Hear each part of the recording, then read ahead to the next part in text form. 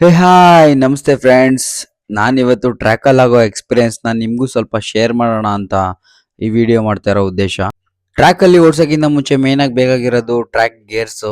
ಆ ಗೇರ್ಸು ರೆಂಟಲ್ಲೂ ಸಿಗುತ್ತೆ, ನಿಮ್ಮ ಹತ್ರ ಓನ್ ಆಗಿದ್ರೂ ಸಹ ನಡೆಯುತ್ತೆ.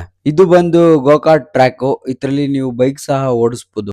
ಇದ್ರ ರೆಂಟ್ ಬಂದು 1500 ಆಗಿರುತ್ತೆ 4 ಅವರ್ಸ್ಗೆ.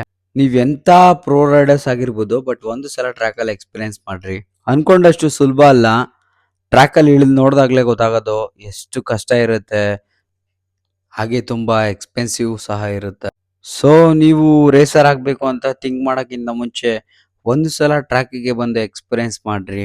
ನಿಮಗೆ ಗೊತ್ತಾಗುತ್ತೆ ಕಾರ್ನರಿಂಗ್ ಯಾವ ಥರ ಮಾಡಬೇಕು ಅಂತ, ಹಾಗೆ ನಾರ್ಮಲ್ ರೋಡ್ಗೂ ಮತ್ತು ಕಾರ್ನರಿಂಗೂ ಇರೋ ವ್ಯತ್ಯಾಸ ಏನು ಅಂತ.